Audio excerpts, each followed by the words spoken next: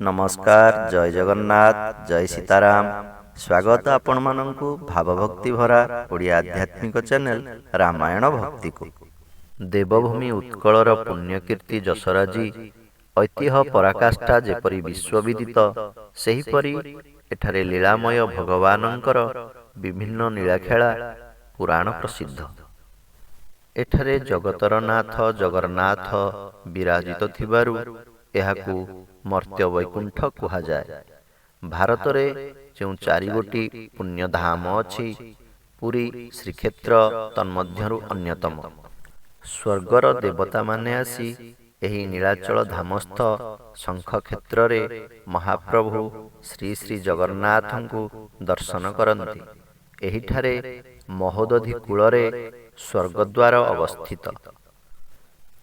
पुरी समुद्र कूलरे जेउठारे सातलहरी मठ अछि, जेउठी अतिबड़ी जगन्नाथ दासंकर समाधिपीठ, से स्थान को स्वर्गद्वार कुहाଯାଏ। कलिकता गंगा कूलरे निमतला घाट जेपरी बड़ श्मशान, पुरीर स्वर्गद्वार सेहीपरि एक श्मशान हेले मध्य एहा भयावह विभत्सता परिवर्ते शांत मधुर धर्मक्षेत्र हिसाब रे परिगणित होई पारिछि। एठारे केते साधुसंथ परिव्राजक धर्माचार्यंकर महाप्रयाण और समाधि स्मृतिपीठ रहिछि। एही स्वर्गद्वार धर्मपीठरे केते दान, केते धर्म और श्राद्ध इत्यादि देई हिंदू माने पुण्य अर्जन करंती। अन्य अर्थरे देखिले एठारे महाप्रयाणर अंतिम यज्ञ शबदाह अहरह चली थाए। आज भी साधु सन्थ और भक्त मानकर कामना थाए सेही स्वर्गद्वार रे महाप्रयाण बेले वैष्णवाग्नि पाइबा पाई।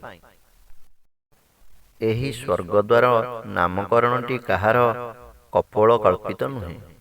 प्रकृतरे सेही नीलाचलनाथंकु दर्शन करिबा पाई स्वर्गरु इंद्र प्रभृति देवता माने सेही बाटे आसंती बोली से स्थानर नाम स्वर्गद्वार होइछि। ए विषय रे नानादी आख्यायिका और किंबदंती सुना जाए। प्रथमे ही स्वर्गद्वार देखिथिले जगन्नाथंकर जनेक भक्त मेघमालिया सुआर। वर्षे अनावृष्टि जोगु चारिआडे हाहाकार पड़ी थाए। प्रचंड रौद्रतापरे नई नाल खाल बिल कूଅ गड़िया पोखरी सबु सुखिला। चारिआडे हाहाकार, वर्षा पाई समस्तंकर चिंता।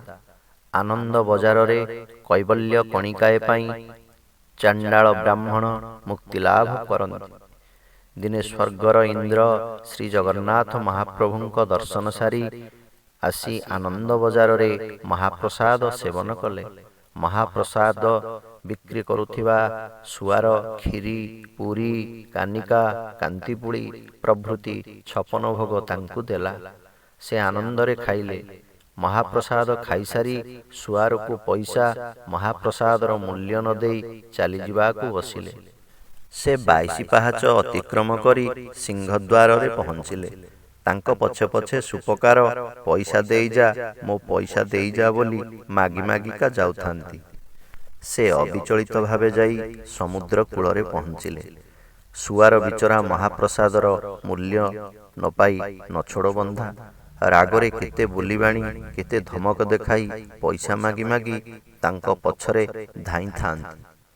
राजपुरुष समुद्र कूलरे छिड़ा हेले। सुआर को कहिले, मोते तुमे चिन्हि पारिलनि? मु हेउछि स्वर्गर राजा इंद्र। मोते तुमे महाप्रसाद देई तृप्ति करिछ। पैसा कौन? कि बर मागुछ माग, मु खुशीरे तुम मनोकामना पूर्ण करिबि।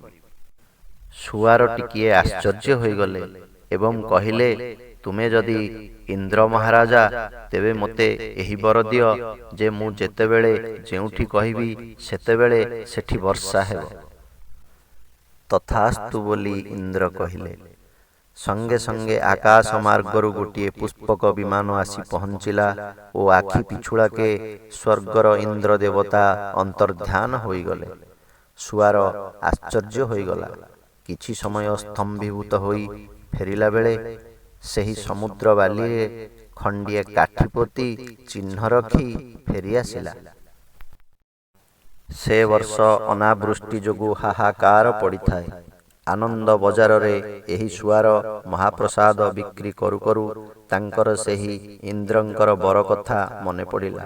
ସେ ସଙ୍ଗେ ସଙ୍ଗେ ଆକାଶକୁ ଚାହିଁ କହିଲେ, ହେ ଇନ୍ଦ୍ର ରାଜା, ତମେ ବର ଦେଇଥିଲ ବର୍ଷା ହେବ ବୋଲି, ଆଜି ବର୍ଷା ହେଉ। ଏହା କହୁ କହୁ ମୂଷଳ ଧାରାରେ ବର୍ଷା ଢାଳିଲା। କେଉଁଠି ବର୍ଷା ନାହିଁ, କେବଳ ଆନନ୍ଦ ବଜାରରେ ବର୍ଷା ଢାଳୁଛି। ଏ କଥା ଦେଖି ସମସ୍ତେ ଆଶ୍ଚର୍ଯ୍ୟ ହେଲେ। ଆନନ୍ଦ ବଜାର ଅତିକ୍ରମ କରି 22 ପାହାଚ ବୁଡ଼ି ବର୍ଷା ପାଣି ଆସି ଅରୁଣ ସ୍ତମ୍ଭ ପାଖରେ ବଡ଼ଦାଣ୍ଡରେ ପହଞ୍ଚିଲା। ଏ ଦୃଶ୍ୟ ଦେଖିବା ପାଇଁ ସମସ୍ତେ ଆନନ୍ଦ ବଜାରକୁ ଧାଇଁଲେ। ଏ ମେଘ ବର୍ଷା ଦେଖି ସୁଆର ମୁଣ୍ଡରେ ଗାମୁଛା ବାନ୍ଧି ଆନନ୍ଦରେ ନାଚୁଥାନ୍ତି। ଅନେକ ସମୟ ପରେ ସେ ପୁଣି କହିଲେ, ହେ ଇନ୍ଦ୍ର ରାଜା, ଏବେ ବର୍ଷା ବନ୍ଦ କର। ସଙ୍ଗେ ସଙ୍ଗେ ବର୍ଷା ବନ୍ଦ ହୋଇଗଲା। ସୁଆର ସମସ୍ତଙ୍କୁ ଏହି ଇନ୍ଦ୍ରଙ୍କ କଥା କହିଲେ। ଏ କଥା ଶୁଣି ସମସ୍ତେ ଛୁଟିଲେ ସମୁଦ୍ର କୂଳର ସେହି ସ୍ୱର୍ଗରୁ ଆସିବା ବାଟ ଦେଖିବା ପାଇଁ। ଆସ୍ତେ ଆସ୍ତେ ଏ କଥା ରାଜାଙ୍କ କାନକୁ ଗଲା। ଠାକୁର ରଜା ସେ ସୁଆରଙ୍କୁ ଡାକି ସମସ୍ତ ବିବରଣୀ ଶୁଣିଲେ ଓ ଇନ୍ଦ୍ର ନିଜେ ଆସି ବର ପ୍ରଦାନ କରିବା କଥା ଶୁଣି ଖୁବ୍ ଆଶ୍ଚର୍ଯ୍ୟ ହୋଇଗଲେ। ସତ୍ୟତା ପ୍ରମାଣ କରିବା ପାଇଁ ଠାକୁର ରଜା ସୁଆରକୁ କହିଲେ, ତୁମେ ଆଜି ଶ୍ରୀନଅରରେ ବର୍ଷା କରାଅ। ସୁଆର ରଜାଙ୍କ ଅଗଣାରେ ଛିଡ଼ା ହୋଇ କହିଲେ, ହୋ ଇନ୍ଦ୍ର ରାଜା, ଆଜି ଶ୍ରୀନଅରରେ ବର୍ଷା ହେଉ। ରାଜାରାଣୀ ଦେଖିବେ। ସୁଆରଙ୍କ ପାଟିରୁ କଥା ନ ସରୁଣୁ ଶ୍ରୀନଅରରେ ପ୍ରବଳ ବର୍ଷା ହେଲା। ପୁଣି ସୁଆର କହିଲେ, ବର୍ଷା ବନ୍ଦ ହେଉ। ସଙ୍ଗେ ସଙ୍ଗେ ବର୍ଷା ବନ୍ଦ ହେଲା। ଠାକୁର ରଜା ଖୁସି ହୋଇ ଏହି ସୁଆରଙ୍କୁ ମେଘମାଳିଆ ସୁଆର ନାମରେ ନାମିତ କରି ପାଟକୁଣ୍ଡଳ ଦାନ କଲେ ଓ ସେହି ସ୍ମୃତି ଉଦ୍ଦେଶ୍ୟରେ ମହାପ୍ରଭୁଙ୍କୁ ସୁଆର ପିଠା ଭୋଗ ଖଞ୍ଜି ଦେଇ ମେଘମାଳିଆ ସୁଆରଙ୍କ ପାଇଁ ଖେଇର ବ୍ୟବସ୍ଥା କଲେ। ରାଜା ପାଲିଙ୍କିରେ ବସି ସମୁଦ୍ର କୂଳର ସେହି ଇନ୍ଦ୍ରାଦି ଦେବତାଙ୍କ ଦ୍ୱାର ଦେଖିବାକୁ ଗଲେ। ମେଘମାଳିଆ ସୁଆର ଠାକୁର ରାଜାଙ୍କୁ ସେହି ସ୍ୱର୍ଗଦ୍ୱାର ଚିହ୍ନାଇ ଦେଲେ। ସେହିଦିନୁ ସମସ୍ତେ ଜାଣିଲେ ସ୍ୱର୍ଗର ଦେବତାମାନେ ସେହି ବାଟେ ମହାପ୍ରଭୁ ଶ୍ରୀ ଶ୍ରୀ ଜଗନ୍ନାଥଙ୍କୁ ଦର୍ଶନ କରିବା ପାଇଁ ଆସନ୍ତି। ସେହିଦିନୁ ସେ ସ୍ଥାନର ନାମ ସ୍ୱର୍ଗଦ୍ୱାର ହୋଇଛି।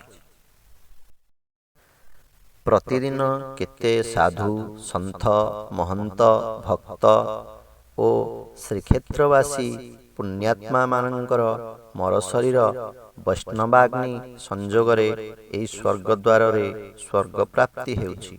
ପ୍ରତ୍ୟେକ ହିନ୍ଦୁଙ୍କର ଏହି ସ୍ୱର୍ଗଦ୍ୱାର ନିର୍ବାଣର ମାର୍ଗ। ଜୟ ଜଗନ୍ନାଥ।